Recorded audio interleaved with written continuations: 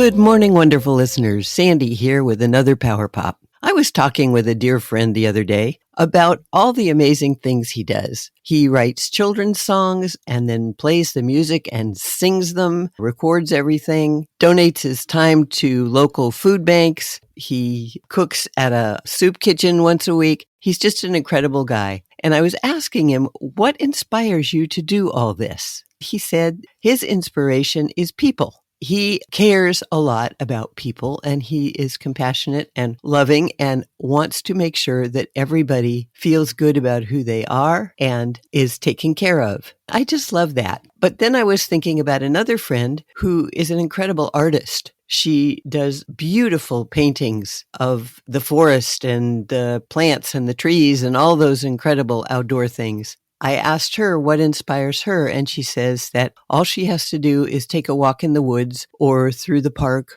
or even in her neighborhood, and just seeing the plants and the trees inspires her. So I was thinking today about what inspires you. Inspiration is one of those subtle but powerful forces that shape who you are, what you create, and how you move through the world.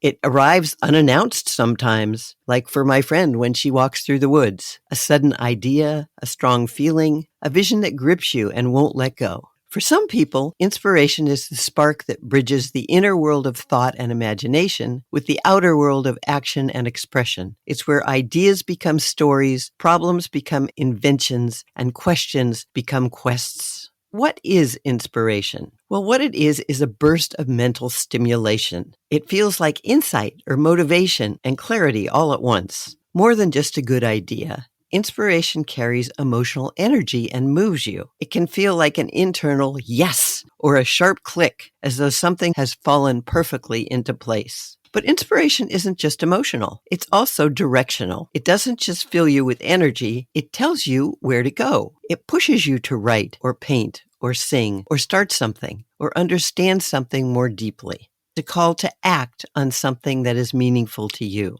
Where does inspiration come from? Well, actually, it comes from anywhere. The stories of human resilience. When I read about someone who has overcome extraordinary odds or used their creativity to improve the lives of others, I feel excited and inspired. That's why Shannon and I do what we do, is to hopefully support and empower others so they will be inspired to carry that on.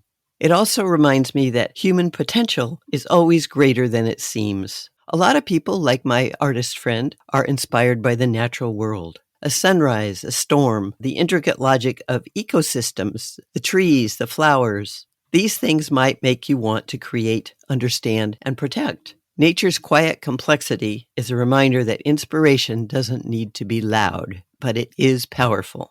Sometimes deep conversations will inspire you. If you talk to someone who sees the world differently, that might rearrange your mental thoughts. It might give you new perspectives, especially when they're grounded in honesty or vulnerability. And it might fuel your curiosity and deepen your creative drive. How do you recognize when you're feeling inspired?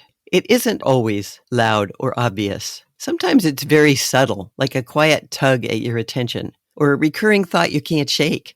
I love that. I want to take care of that. I want to make that happen. You can learn to recognize when you're being inspired by asking yourself, do I feel energized, excited, or curious right now? Do I feel a strong pull to do something or create something? Does this idea feel meaningful, even if I don't know why yet or what to do? If the answer is yes, chances are you have been inspired and found something worth pursuing. Once you realize that you're inspired, what do you do with it? This is where most people get stuck.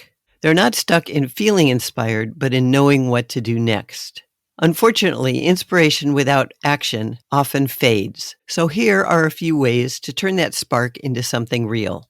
You can capture it immediately. Note it, acknowledge it, write it down, sketch it, voice record it, whatever works for you. But don't assume you'll remember it later. If you're inspired, make a note of it and then break it down. Ask yourself, what's the smallest step I can take to move towards this goal? Maybe it's outlining an article, making a call, doing a quick Google search, starting a list, or with my friend, writing words to a song, or starting to sketch. And then protect your inspiration because it's fragile in the early stages. Only share it selectively, especially if it's still forming. If you don't want feedback, don't share it. If you don't want criticism, don't share it. Make sure you're only open with people you trust to be supportive and there for you.